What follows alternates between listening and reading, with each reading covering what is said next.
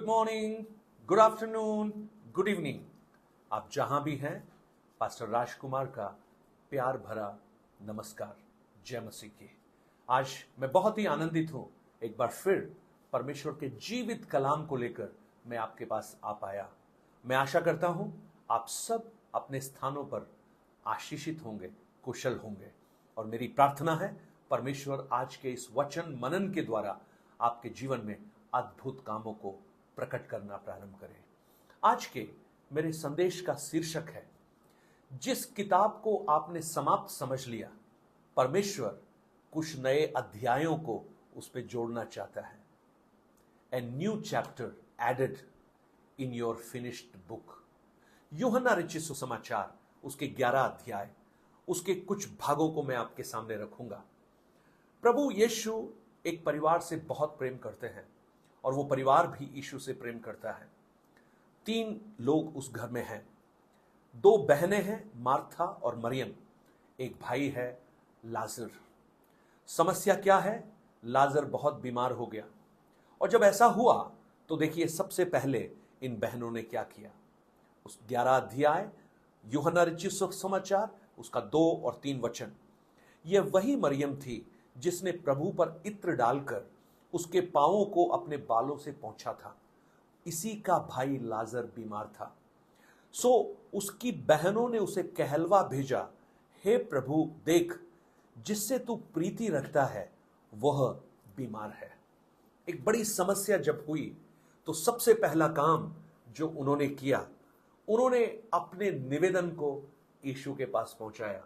मुझे सुनने वाले मेरे भाई बहन, आपके जीवन की चुनौतियों के सामने, चाहे वो बीमारी हो, चाहे आर्थिक तकलीफ हो, चाहे पारिवारिक क्लेश हो, चाहे भविष्य की चिंता हो, चाहे रिजेक्शन हो, चाहे किसी भी प्रकार की प्रॉब्लम से आप क्यों ना गुजर रहे हो, सबसे अच्छा तरीका है आप अपने प्रार्थना निवेदनों को उस यीशु के पास पहुंचाइए। कैसे पहुंचा सकते हैं? प्रार्थना के द्वारा। जब आप प्रार्थना करते हैं, आपकी विनतियों को प्रभु सुनता है। धर्मी जन पुकारते हैं, यहोवा सुनकर उन्हें उत्तर देते हैं। इस दीन जन ने पुकारा, परमेश्वर ने सुन लिया। आपकी प्रार्थनाओं को वो अनसुनी करने वाला परमेश्वर नहीं है। निर्गमन 3 अध्याय उसके 7 और 8 वचन को जब आप पढ़ते हैं, इजरायली लोगों की उस दुर्दशा में परमेश्वर कहता है, मैंने उनके दुखों को देखा है, उनके आंसुओं को मैंने देखा है, उनके पुकारने पर मैंने कान लगाया है, और अब मैं उतर आया हूं कि मैं उन्हें छुड़ाऊं। भजन 30 का 2 कहता है, मैंने यहोवा को पुकारा और उसने सुनकर मुझे चंगा किया। सो अपनी निवेदन को उस प्रभु के सामने लेकर जाना। और जब वो निवेदनों को प्रभु के सामने लेकर गए तो जानते क्या हुआ?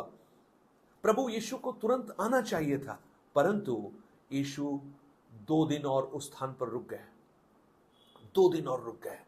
यानी कई बार जब हमारे जीवन में प्रार्थना का उत्तर में जब विलंब होता है तो हमें ऐसा लगता है कि अब इसका उत्तर नहीं मिलेगा। लेकिन मैं आपको एक बात बताना चाहता हूं, जिसे आप विलंब समझ रहे हैं, प्रभु के लिए वो विलंब नहीं है।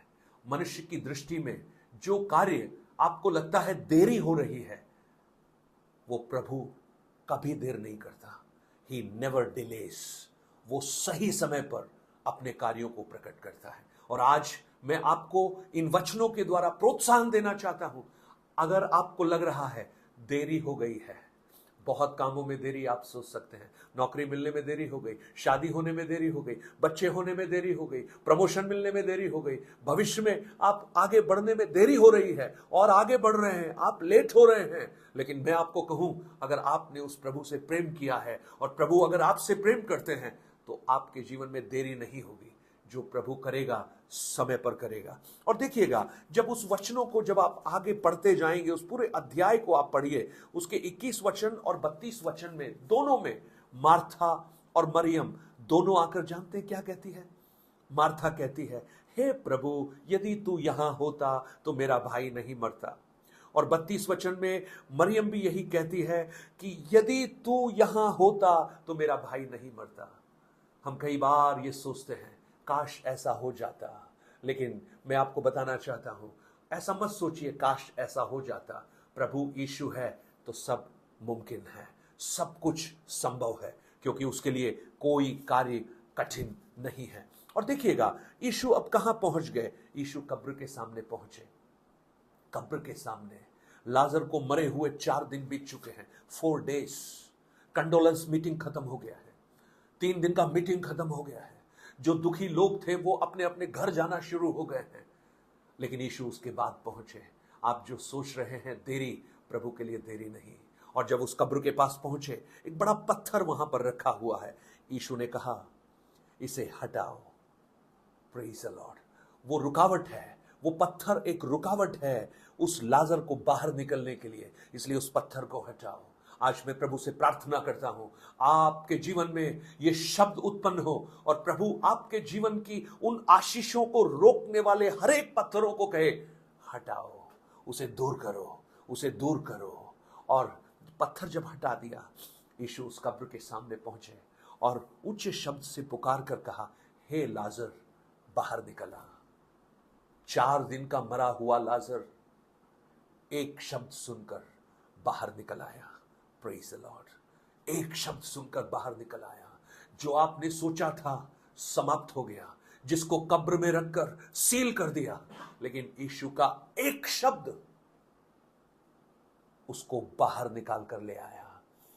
ओ हालेलुया। जिस किताब के बारे में सोचा था अब ये खत्म हो गई है।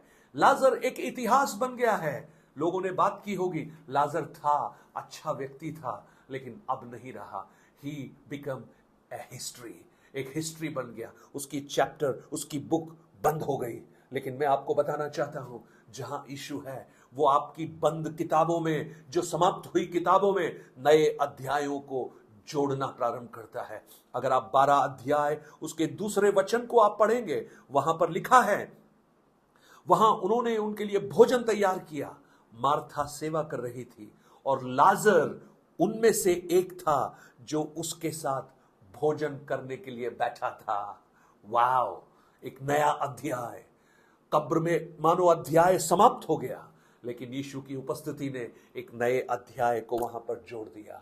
आज मैं आपको बताना चाहता हूं, मेरे भाई मेरी बहन, आप अगर इस वचन पर विश्वास करते हैं, प्रभु आपके जीवन में कुछ नए अध्यायों को ऐड करना चाहता है, जोड़ना चाहता है। आपको लगता होगा देरी हो गई है, आपको लगता होगा अब कुछ हो नहीं सकता, एक इतिहास बन गया है, लेकिन इतिहास को भी उठाकर वर्तमान में बदलने वाला मेरा यीशु आज भी जीवित है और वो विश्वास करने वालों के लिए अद्भुत काम कर सकता है।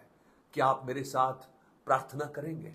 आज आपकी परिस्थितियां चाहे कितनी भी गंभीर क्यों ना हो, लाजर की तो मरी हुई अवस्था थी। आज मैं आपको बताना चाहता हूं, आपको लग रहा है देरी हो गई है, आपके जीवन में उन देरियों को प्रभु समय में, अच्छे समय में बदल देगा। आपको जो देरी लगती है वो परमेश्वर की महिमा के लिए होगा और आप इस बात पर विश्वास कीजिए।